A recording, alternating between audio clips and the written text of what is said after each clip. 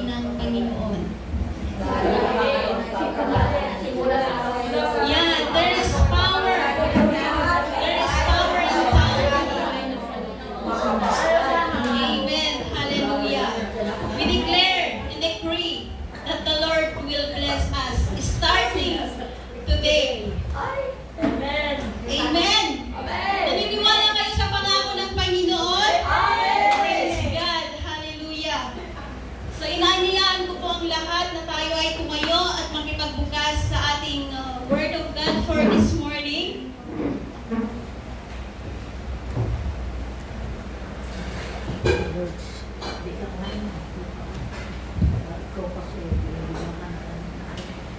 It says here, this is NIV version. Baka yung Bible nyo is other version po. Honor the Lord with your wealth, with the first fruits of all your crops.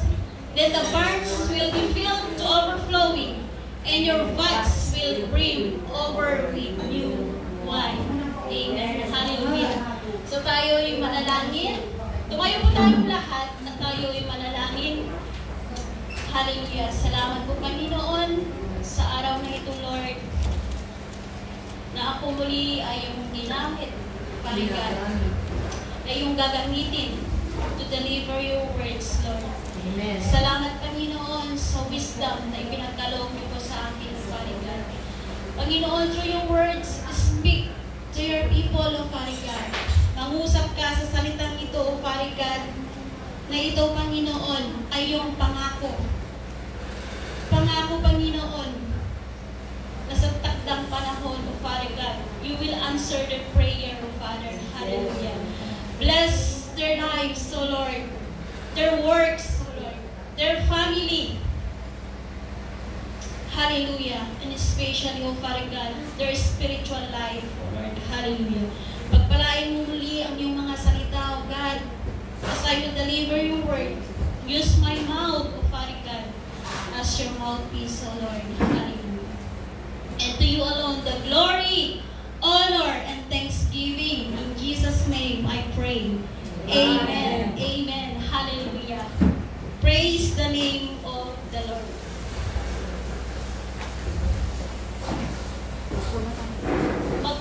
Pwede na po tayong magsipag-upo.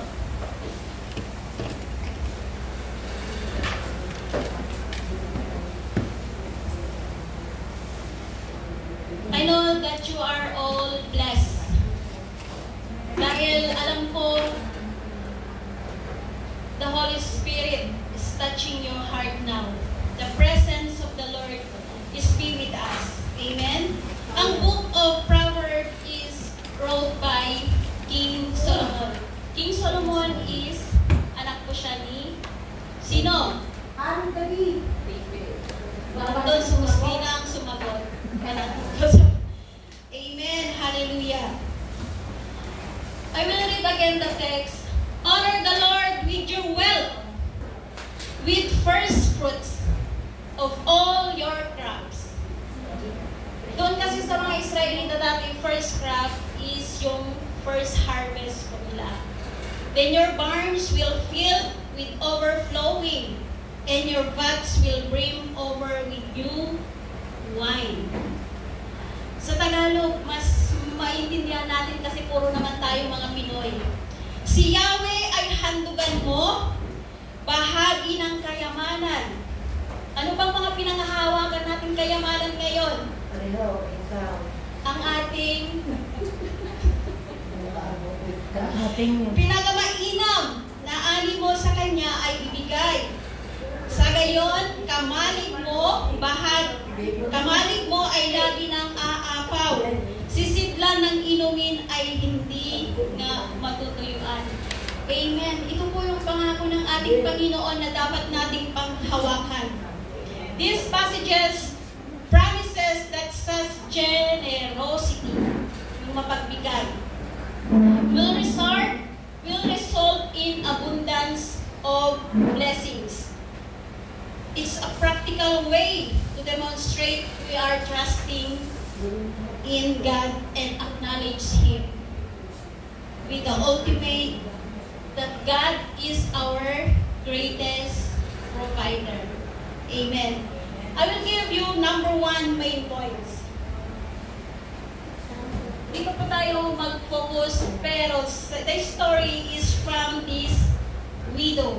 Elijah and the widow in saan ba yun? Sa Zarephath. Number 1 main points is giving is an act of faith. When we say faith, may pananampalataya. We must take action. Kailangan kasamahan natin ng gawa and do something. Kailangan din natin kumilos. Because giving is an act of faith. Giving is not just about hindi lang sa pera ang pagbibigay, kundi you can give also your time. Yung oras natin, kagaya ngayon, inuna natin ang ating Panginoon. We seek first the kingdom of God. And also, with compassion, magkaroon tayong kahabagan sa ating mga kasama dito sa loob. And obedience with the Lord. The story of Elijah and widow of Zarephath. Please open me in 1 King. 1 King 17, 18 to 24. Sabi niyo siguro, bakit Proverbs? Tapos napunta sa King. Siguro na itanong niyo yan. Dito natin titingnan kung paano pinagpala ng Panginoon ang isang balo na siya'y may pagsunod. 1 King 17, 18, 1 17, 8 to 24. 8 to 24.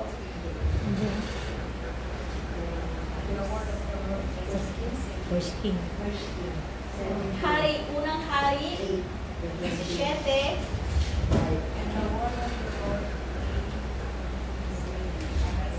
Basahin mo? O, sige po. Okay, basa. Para hindi tayo makatulog. Walang matutulog. Yung blessing, hindi nyo marireceive. Amen. Ngunit dumating ang panahon na natuyo na rin ang bakis. Kaya sinabi sa kanya ni Yahweh, umalis ka rito, pumunta ka sa Serapta. Ito pong pinapalis niya ay si Elijah. Si Eliseo. Sa lupain ng Sidon, may inutusan akong isang balo na magpapakain sa iyo roon. Pumunta nga siya roon at nang papasok na siya ng pintuan ng bunsod, nakita niya ang balo na namumulot ng panggatong. Sinabi niya sa babae, maaari po bang makiinom? Aalis na ang babae upang ikuha siya ng tubig. Nang pahabol niyang sabihin, kung maaari, bigyan mo na rin ako ng kaunting pagkain. Sumagot ang babae, alam po ni Yahweh na iyong... Diyan muna kami. Diyan muna tayo sa... excited much. Doon muna tayo sa kung paano sumunod. Di po ba? Kung paano sumunod yung widow. The widow just have kakaunti na lang yung kanyang yung kaunting harina at kapatak na lang ng oil or langis po sa Tagalog. Alam ng Panginoon na wala na siya. Wala na siyang makain. But this widow trust God. Yung pananampalataya niya ay sinamahan niya ng gawa. A generous person will prosper. Whoever refreshes others will be refreshed. Sabi po doon sa Proverbs 11:25. And also in our text, honor the Lord with your wealth, with the first fruit, all your crops. Then your barns will be filled with, dito lang tayo, all your crops. Diba? Ang widow po ay nagtiwala sa Panginoon. Alam ng Panginoon na wala na silang makain.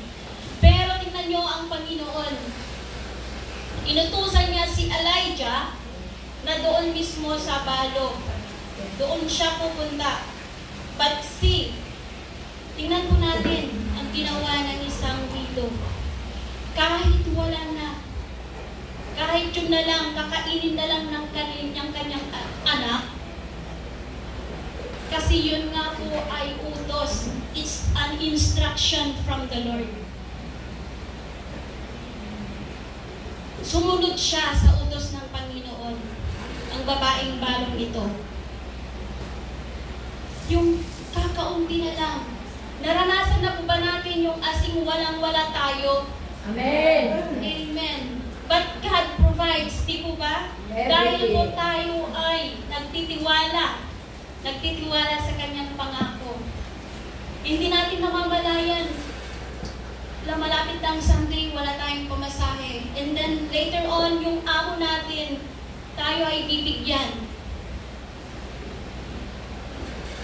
Kasi po, on that week, tayo ay naging maayos, naging mabuti yung puso natin sa ating amo. Ganito ang nangyari sa widow. Because this widow trust God through his faith. Naniniwala siya that God will provide for her and to his son. Kaya pinaunlakan niya or kung ano yung sinabi ni Elijah, sumunod.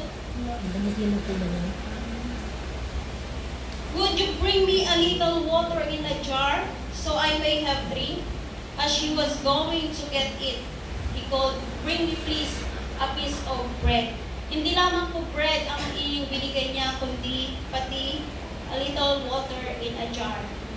So may kasamang panulak, hindi lang bread ang ibinigay ng dito. So when we say giving is an act of faith,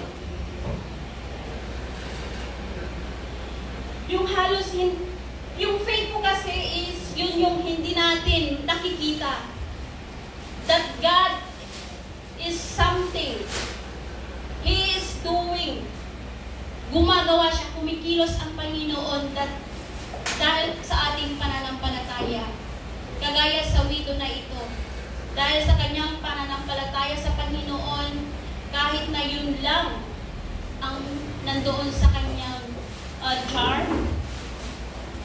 pero sinunod niya yung utos, yung instruction ng Panginoon sa kanya for Elijah. So if we have that faith like that widow, alam ko po na hindi tayo maghihirap. Hindi tayo magkukulang. Hindi tayo pagkukulangin ng Panginoon kung tayo ay may pananampalataya, mga kapatid. Pero kung nagdadoubt po tayo, hindi po whole, hindi buo yung ating puso, hindi buo yung ating tiwala sa Kanya, talagang hindi po, talagang magkukulang po tayo pag hindi natin binuo yung ating pagtitiwala at yung ating pananampalataya sa Kanya. So number 1 is giving is an act of faith. Let's go to number 2. God provides for the faithful giver. Amen. Amen. Hallelujah. God provide. Tayo po ay tapat sa ating Panginoon. Tayo lamang pong makakasagot niyan, hindi po ako. Sarili natin ang makakasagot dyan kung tayo po ba ay nagiging tapat sa harapan ng ating Panginoon. Kung tayo po ba ay nagtitiwala at nananatiling tapat sa Kanya. Kagaya po ng widow. The widow trusts God to provide abundantly. Basahin po natin sa mga susunod na verses. Sumagot ang babae, hindi po sa 12 ha. Sumagot ang babae ng po ni Yahweh na iyong Diyos na wala na kaming tinapay. Mayroon pa kaming kaunting harina at kapatak na langis. Namumuhot na ako ng maigatong upang lutuin iyon at makakain man lamang kami ng anak ko bago kami mamatay. Nandun lang po. Ituloy mo hanggang doon. Sinabi sa kanya ni Elias, huwag kang mag-alala, humayo ka at gawin mo ang iyong sinabi. Ngunit ipagluto mo muna ako ng isang tinapay at pagkatapos magluto ka ng para sa inyo, sapagkat ganito ang sabi ni Yahweh, Diyos ng Israel. Hindi ninyo mauubos ang harina sa lalagyan at hindi rin matutuyo yung langis sa kapayan hanggang hindi sumasapit ang talagang takdang araw na ulay marapat mong papatakin ng may kapal. Ginawa nga ng babae ang utos ni Elias at sila'y kumain. Si Elias at silang mag-ina. At hindi nga naubos ang harina sa lalagyan at hindi natuyo ang langis sa sisidlan tulad ng pangako ni Yahweh sa pamamagitan ni Elias. Amen. Amen. Hallelujah. God provide for the faithful giver. Ang widow ay tinulungan niya si Elijah. There is a promise here. May pangako dito ang Panginoon. May pangako siya dito sa widow at sa kanyang anak. It says in Philippians 4:19, my God will meet all your needs according to the riches, His glory in Christ Jesus. Hindi niya po sinabi dito, all your wants. Di po ba? Iba po kasi yung wants, yung gusto lang natin. Pero yung needs is lahat ng ating mga pangangailangan. Lahat, financially, spiritually, emotionally, material things, and our emotionally.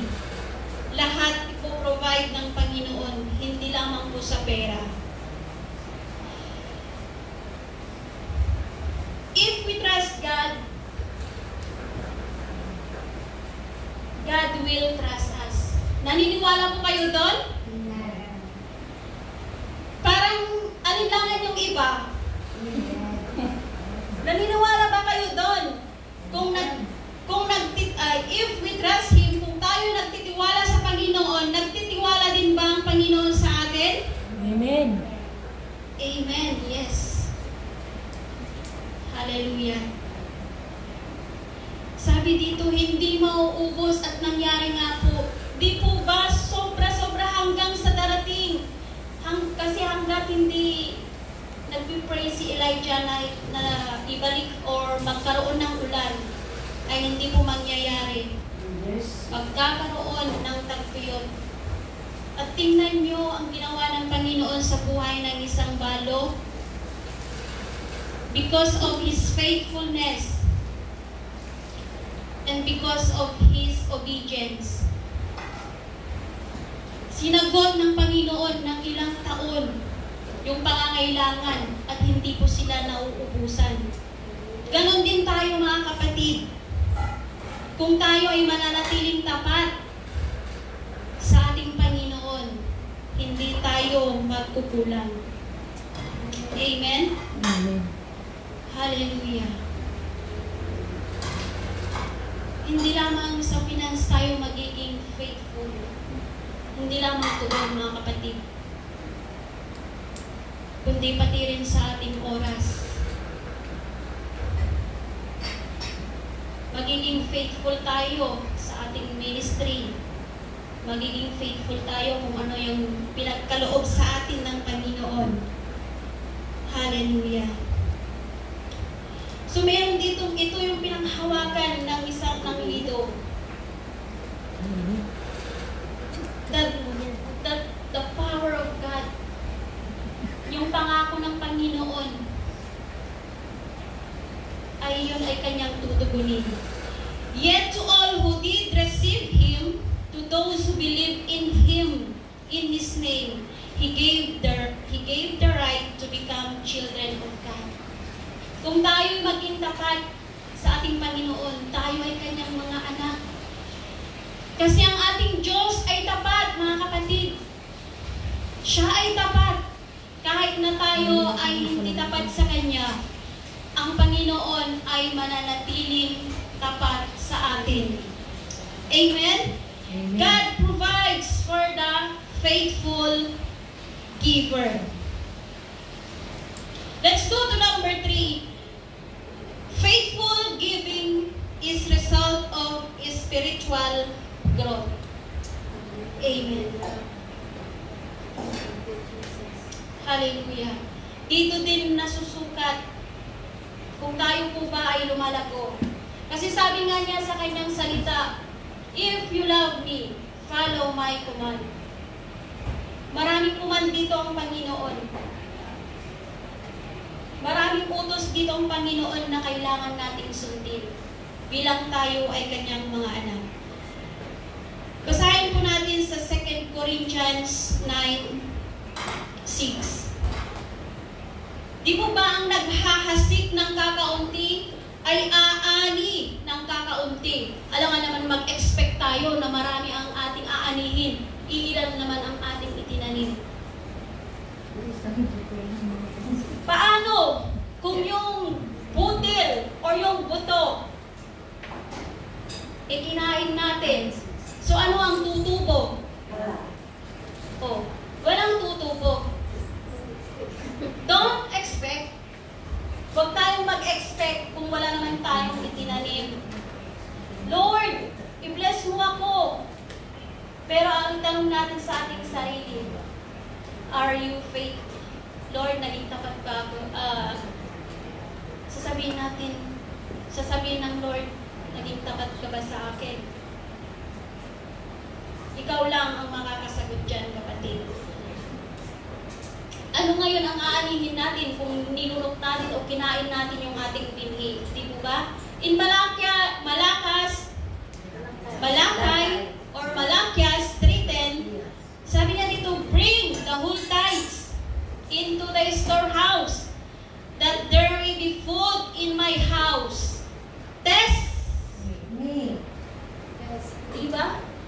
Test me in this. Nakipagsubukan dito ang Panginoon, says the Lord Almighty, and see if I will not throw open the floodgates of heaven and pour out so much blessing that there will no room. Wala na tayong mapaglagyan dahil sa biyaya ng ating Panginoon. Hallelujah. Bring the whole tithes.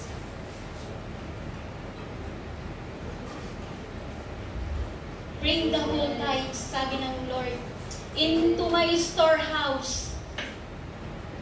Hallelujah. Nakipagsubukan dito ang Panginoon. Gusto ko lang ikwento, gamitin ko yung sarili ko simula nung ako ay kumilala sa Panginoon. Pagkilala ko sa Panginoon is inopen din sa akin ng Lord ang pagbibigay ng aking ikapo. During that time, ang liit ng sahod, mga kapatid, 331 ang sahod ko that time.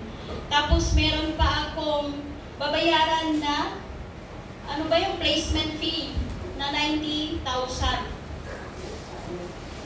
Tapos may family pa ako, nagpapaaral pa ako that time. Allowance. Pero nakita ko ang pagkilos ng Panginoon sa aking buhay. On the 331, meron pa akong ipon. Kung kailan maliit lang yung sahod ko, doon pa ako nagkakaipon, mga kapatid.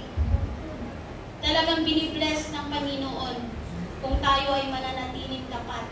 Kung ibibigay natin yung para sa Kanya. Kasi lahat naman ng sa atin ay para sa Lord. Nanggaling sa Kanya. Di po ba? Nanggaling sa Kanya lahat, pati yung ating lakas. Hallelujah. Bango ah. Super bango.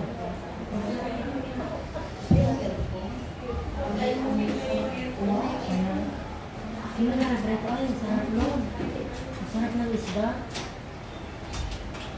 Kaso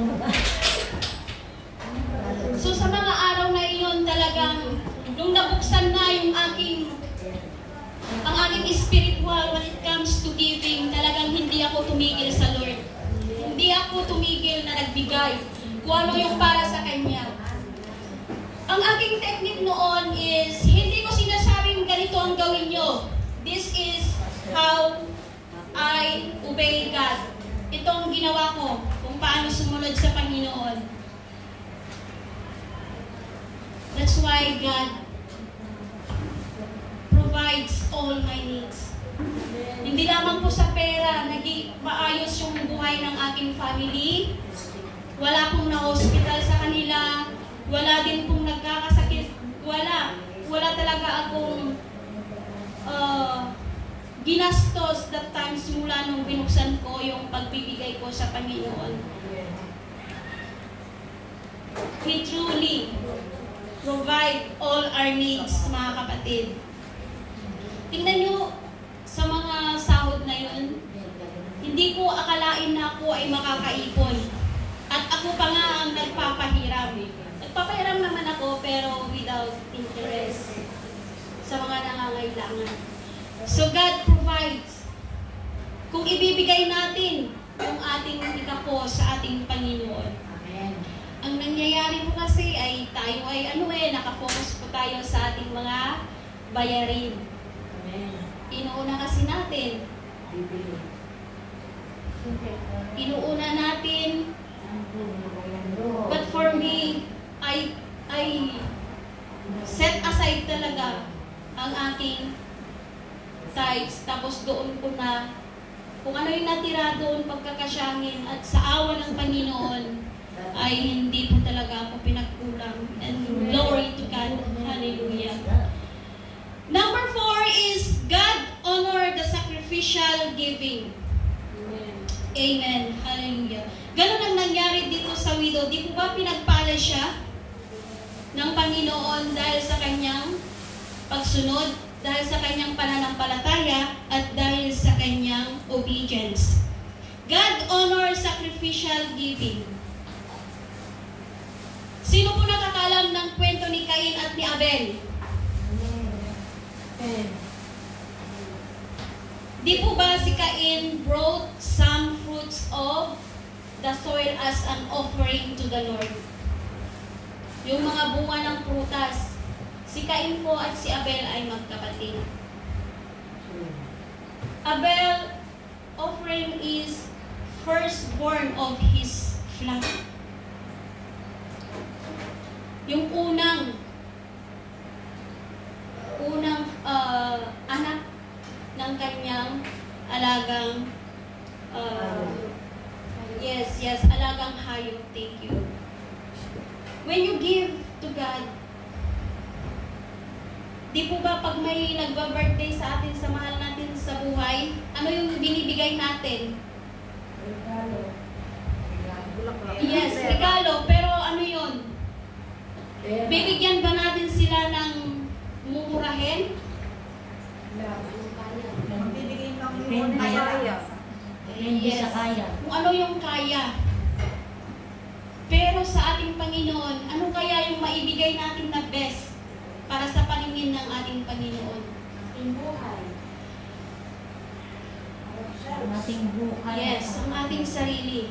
Give God the first and the best. Yung ating sarili. We honor God. We recognize everything we have in our income. I-recognize natin na yung ating income ay nagmula sa Panginoon. Yung ating possession ngayon, that comes from the Lord. Yung ating talent, yung ating mga gift, di po ba ay nagmula yan sa ating Panginoon? Hindi naman ito galing sa atin talaga. Ito ay galing sa ating Panginoon. That He is the ultimate lead. Siya yung nagmamay-ari sa atin. If we honor Him, He will honor us. Amen?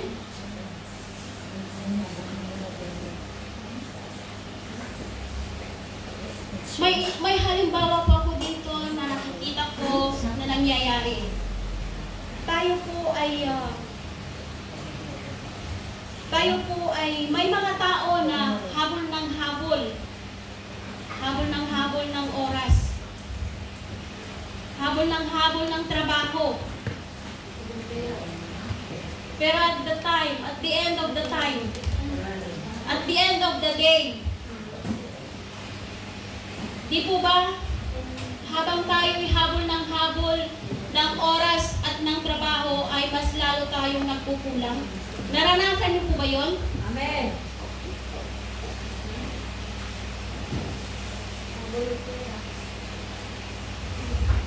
Kaya the more na tayo ay nagkakaroon, the more din na mayroon tayong pinagagastusan.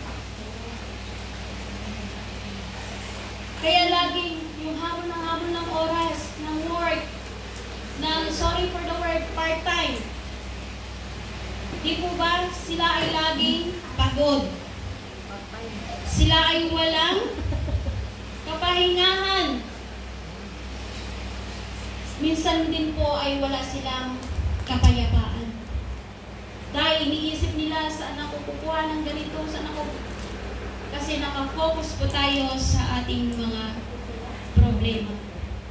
Hindi tayo nakafocus to the one who will provide. Hallelujah. Pero, kung ibinibigay natin yung ating oras sa Panginoon, inuuna natin, we prioritize God. Ano po kayang ibabalik doon? Di po ba kung inuna natin ang Panginoon, the Lord will bless us. Yes, mga kapatid. Maniwala kayo. Pag inuna natin, pag sinabi mo na dito muna ako, uunahin ko ang mag-serve sa Lord, mamaya na yan. Lord, uunahin kita sa araw na ito. Lord, itatabi ko muna yung pansarili ko. Uunahin kita. You will see how God will move in your life. The blessing, yung blessing mismo ang lalapit sa inyo. Hindi niyo po kayong naranasan? Yung blessing mismo ang lalapit sa iyo pag prioritize mo ang Panginoon. Pero kung inuna mo yung mga babayarin, the more po na hindi tayo makakabayad niyan. Dahil hindi po tayo nagpo-focus sa ating Panginoon. Di po ba? Kung ang Lord nang nag-bless sa atin, hindi na tayo mapapagod. Di po ba? Magkakaroon na tayo ng kapayapaan at nandoon din yung ating kagalakan. Oh Lord, halos hindi mo na siya, Lord, saan ko nang galing? Bless na bless ka. Pero wag mo namang kalimutan who is the source of your blessing. So don't limit our God. Mga kapatid, wag niyong limitahan kung ano ang makakaya ng Panginoon sa buhay niyo. Sabihin mo nga sa kapatid mo, pinagpala ka na! Pinagpala ka na! Yes, pinagpala ka na. Oh, thank you. Hallelujah! Dapat na. So simulan sa araw na ito, wag natin lilimitahan kung ano ang magagawa ng Panginoon simula sa araw na ito. Amen. Hallelujah. Panghawakan natin yung pangako ng ating Panginoon. Maniwala kayo, hindi sa pagbuboast, but God really blessed me. Amen. Hallelujah. Oh, hallelujah. Yes. Hindi ko ine-expect ito, mga kapatid. Yes, amen. Hallelujah. So, wag nating limitahan yung kakayanan ng ating Panginoon. Hallelujah.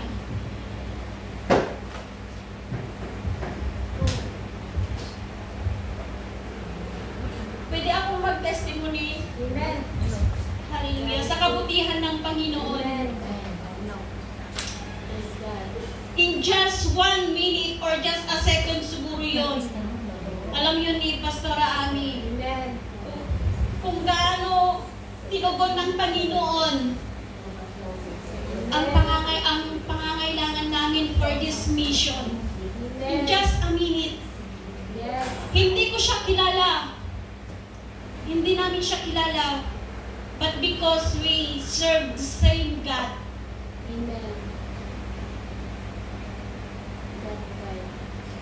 God provides, mga kapatid. So, tuloy na po ako sa Him for talaga napakabuti ng Panginoon yung ganang halaga, Lord. Ilang taon ko yung pag-iipunan, but God provides, mga kapatid. Hallelujah. God is good. Ang laki. Sabi ko, Lord, hallelujah. Hindi ko alam kung yung kagalakan ko, hindi ko na alam, hindi ako nakatulog. Nung nalaman ko, naisa po ako sa may sponsoran for going Asia Pacific Mission this coming January to February. Hindi po nila tinignan yung amount, kundi yung puso namin, mga kapatid. How we obey God, how we serve God, kung paano namin ingatan, paano namin alagaan ang ministry. Doon sila nagpase. Hindi nila tinignan yung pera na ibibigay sa amin. Sino? Di po ba? Sino kaya ang magpapahiram sa akin ng ganun? Yun pala, ang Panginoon mismo ang kikilos sa buhay ko. Dahil talagang nagtatabi ako. May itinatabi ako talaga for the mission. Pero hindi ko po namamalayan na yun pala ay nahuhugot for some reason. At yun ay sinabi ko na ng Lord, nagamit ko naman sa ministry. So I trust you, Lord, that you are the one who will provide for me. Tapos nangyari po yung meeting last week at yun nga po ay tinugon na ng Panginoon. So, thank you for the prayers and we will pray also, Pastora Ami, that God will touch whose sponsor is this. On the way na po, naniniwala po kami dyan. Yes, naniniwala kami dyan that God will provide. Ang laki po ng halaga, 3,500. Just 1 minute ibinigay. Amen. Oh, yes. Thank you, Lord. Sabi ko, Lord, napakabuti mo talaga, Panginoon. Napakabuti niya. Amen. Kung tayo talaga ay nagiging tapat sa Kanya. Kasi ang aming nasa isip na doon na lang kami sa Pilipinas, hindi na kami pupunta sa Asia. Doon na lang kung ano yung kaya ng aming bulsa, yun na. Pero hindi pala, gusto ng Lord is buo, hindi half. Yung mapuntahan namin. For this mission is to save soul. Mga kapatid. Yung abutin namin, yung lahat ng mga hindi pa kumilala, hindi pa tumanggap sa Panginoon. Amen. So, sabi nga niya doon, hallelujah. God honor the sacrificial giving. Kung tayo sinasakripisyo natin yung ating oras, sinasakripisyo natin yung ating sarili, ang Lord na mismo ang magbibless sa bawat isa, mga kapatid. Pangako yan ng ating Panginoon. Number 5, giving is a way of worship. In John 3:16, alam na po natin ito, for God so loved the world that He gave His one and only Son, that whoever believes in Him shall not perish, but have an eternal life. Amen. Jesus come for the ransom of many, para magkaroon tayo ng buhay na walang hanggan. Kung tinuloy niyo pong basahin yung kwento dito, yung kanyang anak po ay nagkaroon po siya ng karamdaman. Nagkaroon po siya dito ng karamdaman. Pero dahil sa pagtawag ng Panginoon, yung kanyang anak po dito is namatay. Namatay po, mga kapatid. Pero ang ginawa ni Elijah, nagpuri sa Panginoon, nanalangin sa Panginoon, nagkaroon siya ng kahabagan sa widow. And there is power in the name of Jesus. Nabuhay po yung kanyang anak, mga kapatid. Ganun din tayo. Paano magpuri sa Panginoon. Minsan nga, aawit tayo, wala man lang kabuhay-buhay. Dito lang yung ating pagpupuri dito sa silid. So paano makakarating sa presensya ng Panginoon kung yung ating pagpupuri ay nakarating lang sa kisame at hindi nakarating sa kalwalhatian ng Panginoon? To live with open arms and open hearts honors God with wealth. Hindi tayo nawalan, kundi tayo po ay nagkakaroon pa tayo ng investment sa Panginoon, di po ba? Kakaroon tayo ng investment kung tayo ay nagbibigay sa Panginoon. Mahirap naman po yung nagbibigay tayo pero nag-e-expect tayo.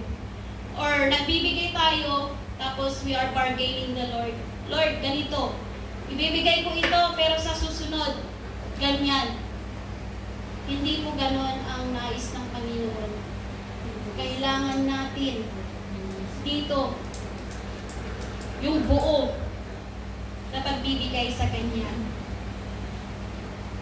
Hindi tayo nawawalan kung tayo ay nagbibigay para sa Lord. Amen. Let your giving be an act of worship. A step of faith. Nandun yung pananampalataya natin. At we are declaring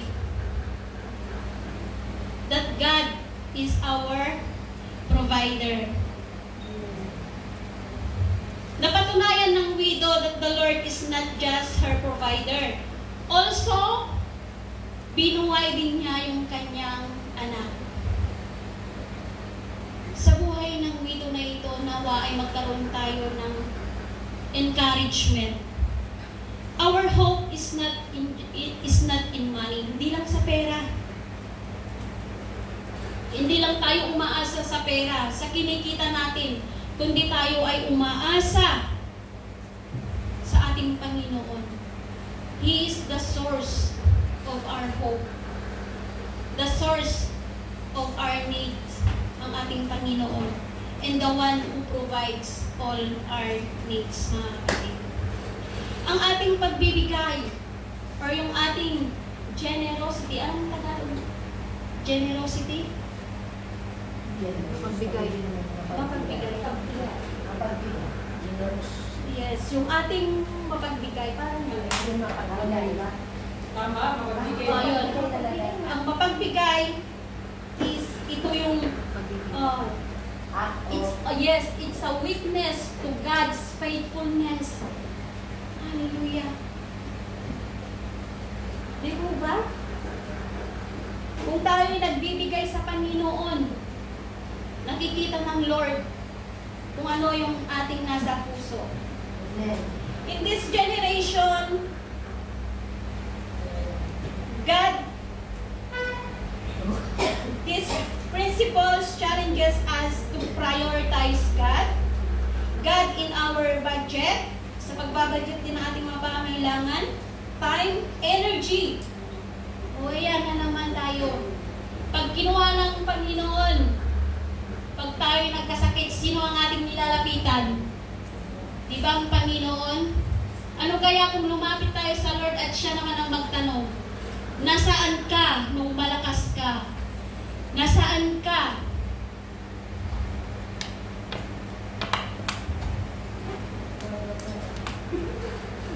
Nasaan tayo? Lord, pagalingin mo ako. Dahil sa kakatrabaho natin, inuuna natin yung ating mga part-time, inuuna natin yung ating mga pansarili. At yun, nagkaroon tayo ng problema at ang ating lalapitan ay ang Panginoon.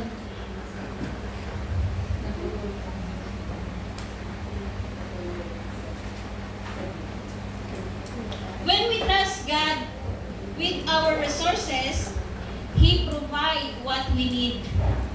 Siyang nagpro-provide sa lahat ng ating pangangailangan. Wala naman tayong barns at vat. So, ang sabi dito is, our lives, yung buhay natin. Tayo ay mag-overflow ng kapayapaan. Magkakaroon tayo ng kagalakan sa ating mga puso. puso. Amen. As natakal kanina sa Matthew 6:33, paulit-ulit yung salitang yan. Pero malawak po ang ibig sabihin ng Matthew 6:33. Hallelujah. Kung uunahin talaga natin ang ating Panginoon, kung ano yung ginawa ng Lord sa buhay ko, ganun din ang gagawin ng Panginoon ngayon. Sa inyo, magtiwala kayo. Magtiwala kayo. Hallelujah. May gagamitin ang Lord na tutulong kung ano man ang kinakaharap ng bawat isa. Paano natin ito? How we will apply this in our life, mga kapatid? Number 1 is set aside the first portion. Ayan na naman, sasabihin natin. Of your income to give, whether to your church, our church, to charity, or someone in need, yung nangangailangan nating mga kapatid, is a way to honor God. And we trust His provision. Saan tayo kukuha? Di po ba? Kung alangan naman na, Lord, magpahulog ka dito ngayon ng ibabayad namin ng upa. Hindi eh.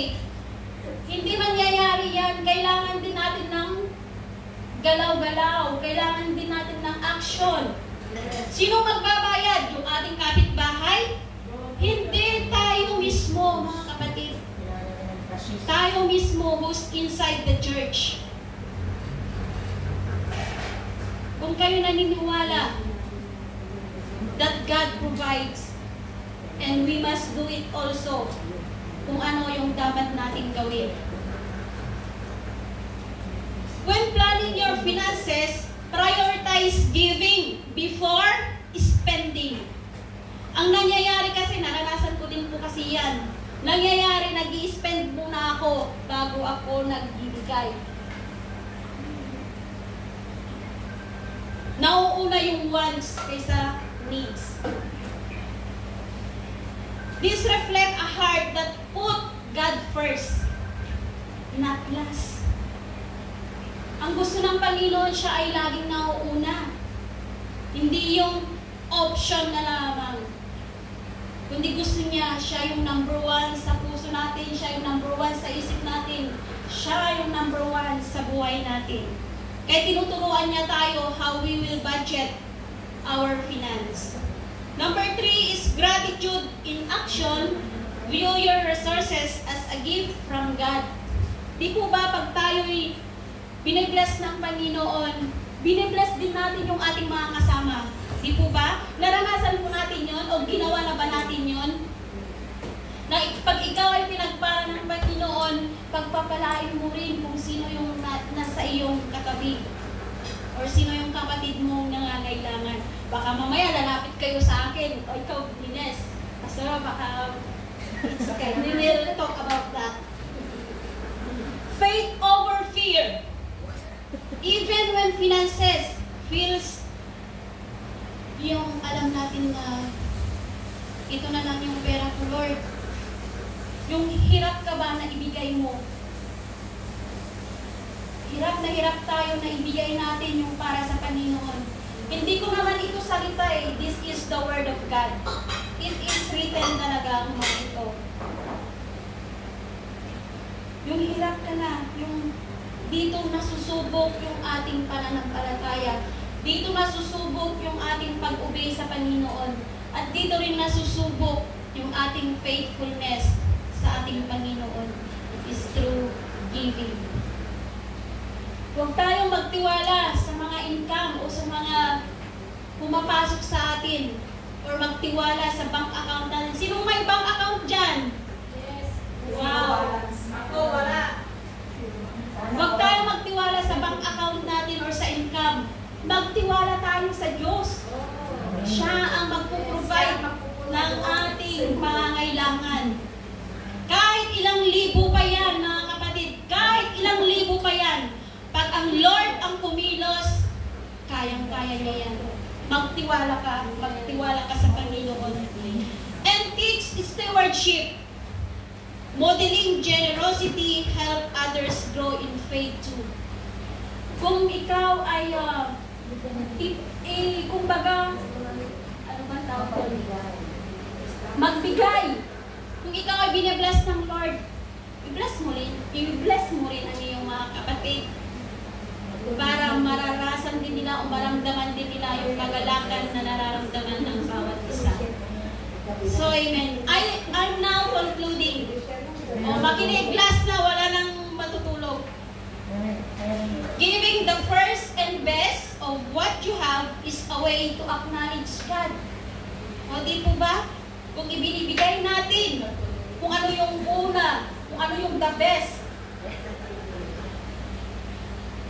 ay ina-acknowledge natin yung presensya o yung ang ating Panginoon that He is the one who provides and He is sovereign in all our needs.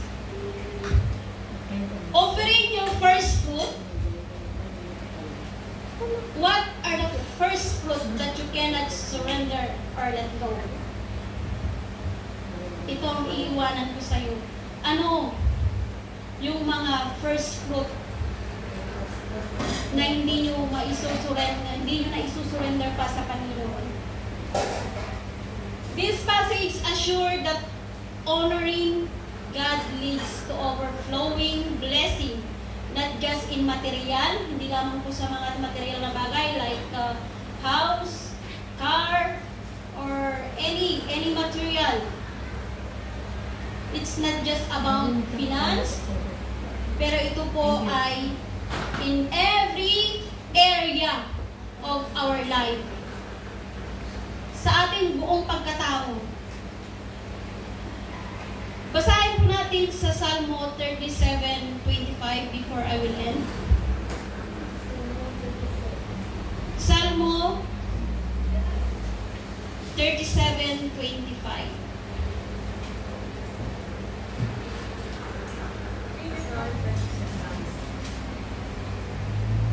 Basahin mo nga po sa Tagalog. Salmo 37, o awit pala, awit 37:25.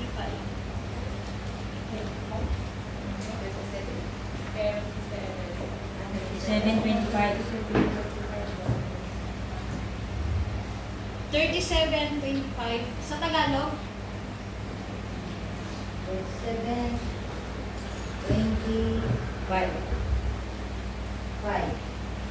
Matanda na ako mulang pagkabata. Sa tanang buhay ko'y walang nabalita. Nasa taong tapat ang Diyos nagpabaya o ang anak niyang naging hampas lupa. Amen. Hallelujah.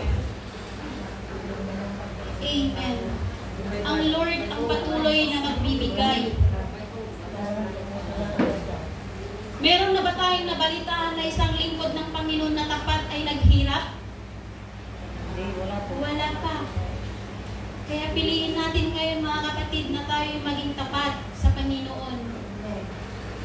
Kung tapat ka sa kaibigan mo, mas maging tapat ka sa Panginoon. Ang struggle na nararamdaman sa pagpapasyal ibigay yung tithes and offering ay isang laban or it is a war battle to love of God versus love for self. Di po ba habang inaabot natin or kanina habang hinulog natin yung ating tithes, idinideklara natin yung tagumpay against selfishness, mga kapatid. Idinideklara natin or hinihiya natin ang kaaway sa harap ng mga saksi in the realms of the Spirit. Kaya mga kapatid, faithfulness rewards faithfulness. Amen. Hallelujah. So tayo po ay tumayo lahat. Faithfulness rewards faithfulness. Kung ikaw ay tapat sa Panginoon, magiging tapat din ang Panginoon sa buhay mo. Amen. Hallelujah. Thank you, Lord. Hallelujah. Thank you, Lord, for your faithfulness.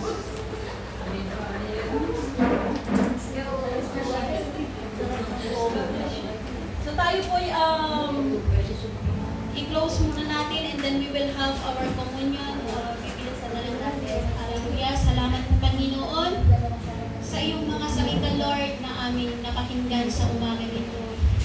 Lord, tunay nga na ikaw ay mananatiling tapat. Ang iyong mga pangako ay totoo, Father God. Basta piliin lamang po namin na ikaw ay aming uunahin. Isa-sacrifice namin yung aming sarili, O Father God. Naniniwala kami, O Father God, na anuman ang pinagdadaanan, O Father God, ng mga kapatid ko sa mga oras na ito, Lord, you are the same yesterday, today, and forever. Kung sino yung Diyos na nag-provide ng pangangailangan ko, Lord, naniniwala ako, Panginoon, na siya rin ang magpo-provide sa inyo, mga kapatid. Magtiwala ka lamang sa Panginoon. Idulog mo, inuhod mo sa Panginoon ang lahat ng iyong pangangailangan. Hindi ka niya pababayaan. Hallelujah. Thank you, Lord. Thank you, Holy Spirit. Salamat po, Panginoon. And let's close our eyes. Hallelujah. Purihin ka, Panginoon, sa mga oras na ito, Lord. Sa kabutihan mo po sa buhay ng bawat isa. Hindi ko man po alam kung ano yung pinagdadaanan nila, O Father God. But I pray for them, O God. Kung paano po tinugon yung ating pangangailangan, ay ganun din, Lord, ang itutugon mo sa kanila, O Father God. Tulungan mo po ang bawat isa, Lord, financial breakthrough in Jesus Christ's name. Hallelujah. Lord, hallelujah, kami na ang magiging ulo, hindi na kami yung buntod. Kami na, Lord, ang magpapahiram at hindi na muli sila uutang, O Father God. Hallelujah. Lord, mahirap nga itong salitang ito, Panginoon, pero kung pangahawakan po namin ang iyong mga pangako, yung provisions mo sa buhay ng bawat isa, kung mananatili lamang silang tapat, Panginoon. You said in your word, faithfulness rewards faithfulness. Hallelujah. And I declare and decree, O Father God, na pagpalain mo ang mga kapatid kong ito, Panginoon, sa kanilang mga trabaho, sa kanilang mga buhay, and throughout their family in the Philippines, so God, you will provide all our needs, so Lord. Hallelujah. Iingatan mo po ang aming buong sambahayan, at ganun na rin po, Lord, yung aming spiritual na buhay, Father God. Sa iyo lamang po ang mataas na papuri. To you alone, O Lord, the highest glory, adoration, and thanksgiving in Jesus Christ's name, I pray. Tinatawagan ko po si Pastora Mami TV